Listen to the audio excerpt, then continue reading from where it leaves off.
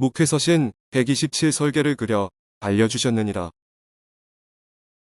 드림센터 건축 계획을 확정하고 심혈을 기울였던 것이 건축가를 찾는 일이었습니다. 하나님의 선한 인도하심을 구하며 건축가를 찾았고 준비된 분을 만날 수 있었습니다. 처음 건축가에게 설계를 의뢰하며 했던 말이 교회 같지 않은 교회를 설계해 주세요였습니다.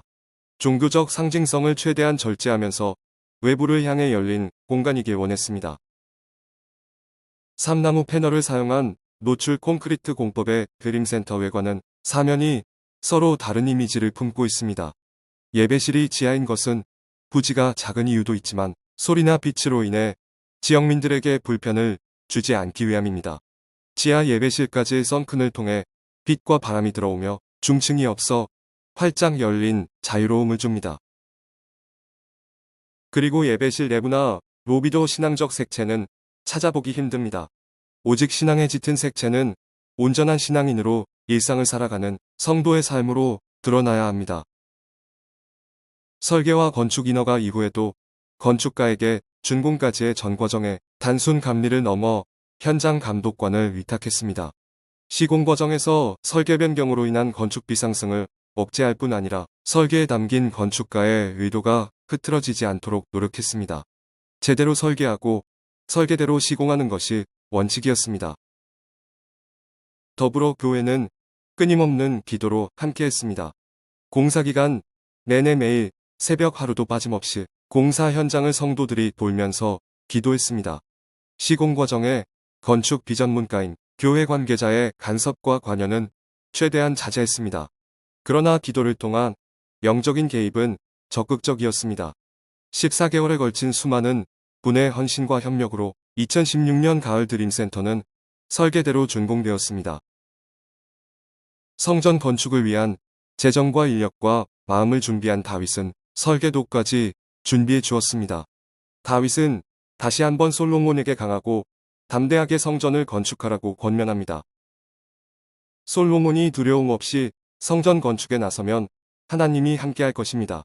성전 건축에 제사장과 레위사람은 도울 것이며 유능한 기술자는 기쁜 마음으로 함께할 것이며 모든 지휘관과 백성은 솔로몬의 영령 아래 있게 될 것입니다.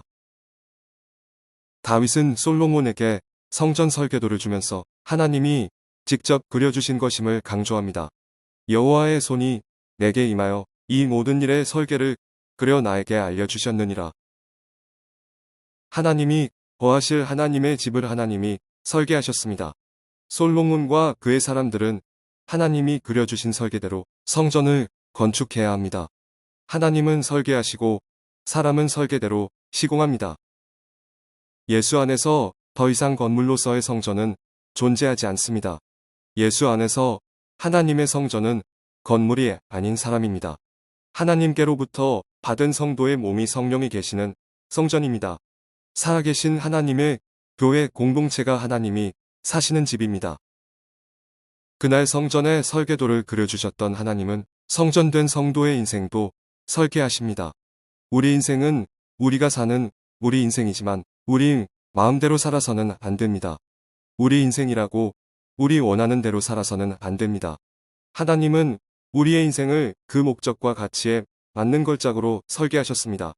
걸작 인생은 설계대로 완성된 인생입니다. 우리는 하나님의 인생 설계도인 말씀을 얼마나 가까이 하고 있습니까? 삶의 순간순간마다 하나님의 설계대로 살아가기 위해 성경을 읽고 또 읽으며 묵상하고 있습니까? 걸작 인생을 위해 하나님의 인생 설계대로 따라 살고 있습니까? 나아가 우리가 함께하는 교회 공동체를 하나님의 설계대로 세워가야 합니다. 목회자의 야망과 성도의 욕망이 움직이는 교회는 교회라는 이름을 가졌어도 하나님이 사시는 집이 아닌 종교 집단일 뿐입니다. 하나님의 설계도를 잃어버린 채 자신들의 이익만을 위해 유혹에 넘어지고 세상을 따라가는 교회는 교회가 아닌 이익 집단일 뿐입니다.